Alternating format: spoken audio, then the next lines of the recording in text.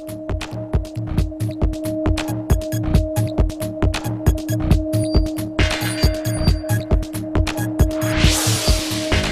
back to Newsmaker Live. Thank you very much for staying tuned. We have CSA representatives with us this evening discussing the ongoing impasse between that union and the government negotiating team.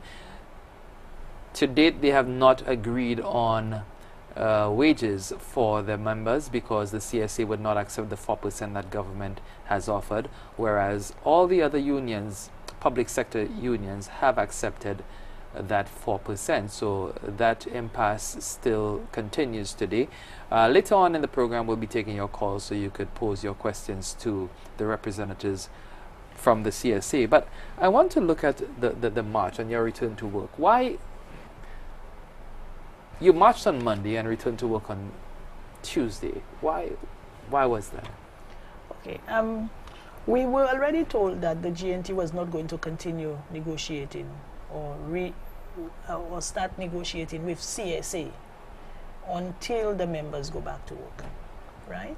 Now, last week we had a meeting on the Friday.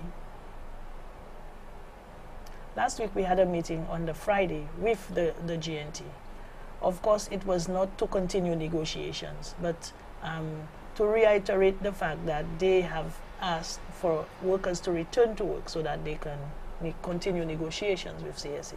Right? So I had to go back to the workers and inform them that in spite of the fact that the GNT seemed to have extended an olive branch and said, let us talk, let us have a meeting, it was not negotiations. To commence negotiations or continue negotiations, they would have to return to work. And we believe that we were so close to reaching, to ending the triennium, ending the negotiations, that the GNT was indicating it would maybe only take 1 or 2 more meetings for us to conclude. So having informed the members of that situation, they agreed to return to work after they had had their match, because it was very important for them that they match, because they said they are matching to show people that they are demanding respect as public workers, as well as they believe the 4% is insufficient given that they are now faced with a 15% VAT environment that they would have to be spending those monies in, and the inflation rate over the past 3 years that we were negotiating for cumulatively adds up to about 10.3%.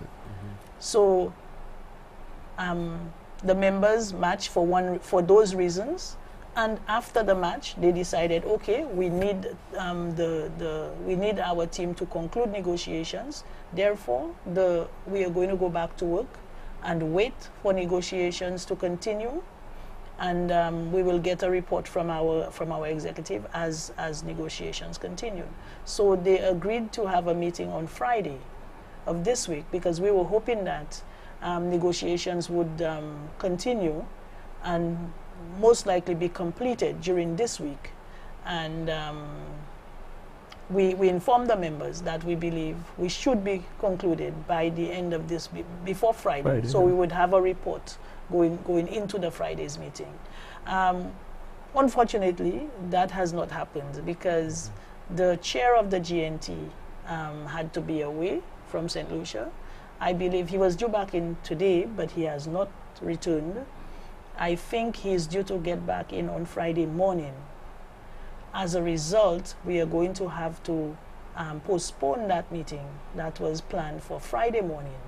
So it's good that we're on air tonight, so we can inform the members that the meeting, we will formally inform them via our own channels, but the meeting for Friday has been postponed to Wednesday of next week, because we have been told that we may be able to meet with the GNT if everything is okay on Monday, the coming Monday. But wasn't it premature, therefore, to go on strike when the government had said from a long time that it would not negotiate under duress? Wasn't it just a waste of time, to pull the members out of work when, at the end of the day, you're returning to work just to go back to negotiations? Wouldn't it have been better to see the negotiation through the process, and then, if the CSA really was not satisfied, then say, you know what, we're striking, and this will not go back to work until these conditions are met. No. There was I think there's a miscommunication there. There was a reason why the workers went on strike. At the point where we broke away from the TUF and we requested that we negotiate as CSA, we were told by the GNT that they are not going to entertain CSA because CSA started negotiating under the TUF umbrella. The members, knowing that there was precedence where the GNT had already negotiated with the police, not under the TUF umbrella, decided that they felt they were being discriminated against. Because there you had CSA saying, we do not agree to accept the 4% with those conditions that were offered. We were still at a 9.5% negotiating downwards, right? The 9.5 was still on the table. And yet still, you were saying you will not negotiate. All the other members of the TUF have agreed to take the 4% with those conditions offered. CSA has not agreed. So therefore, TUF did not really have a position as such, right? And yet still, we are hearing that you will not continue the negotiations with CSA. So the members said, well, we are giving you until Friday noon to address CSA's issues. You understand? So this is the point where the members decided to go on strike. And they actually counted until 12 noon, waiting for a response from the GNT before deciding, taking a vote to go on strike. So the members did not just strike for no reason. They strike because at that point, the GNT was saying, no, we do not know CSA, we know TUF. And if CSA is going to come with a position now, we cannot entertain them. So you're saying that because of your position to strike, that prompted the GNT to return to the table with the CSA? That is right. As a union? As that is itself. right. Yes, that's okay. correct. That's right. good. Now, what exactly is the CSA looking for? We have heard from members, we have heard from leaders that it is not a matter of the 9.5%. And the fact that the other unions have accepted 4% puts CSA in a weaker position to negotiate. It's about respect. What is that respect issue all about? Okay, we're saying that the members are saying we started negotiating under the TUF umbrella. And even then, the members felt that there is no, people have no respect for public workers. You understand? People keep saying they are unproductive, they are lazy, and that sort of thing. So they're saying already people are disrespecting us. They have no respect for us. Anytime it comes time to negotiate and for us to get a salary increase, everybody is saying these lazy public servants, they don't deserve this, they don't deserve that. So people have no regard for the work, for the worth of the public servant in St. Lucia. So the public servants are saying, look, we know what we are worth. We believe that we deserve respect. We are working for an employer who sometimes actually talk about unproductive workers. You understand? So we need to make the point that we feel that we are the ones that are driving economic development in this country. But wouldn't you agree? And we should be respected for that. Wouldn't you agree that there are some unproductive civil servants or public servants? There are some unproductive workers in every walk of life. So, it's not an unfair statement to say that there are some unproductive. It is not a statement servants that you need make when we are trying to discuss wage negotiations. There is no place for that statement in the wage negotiations.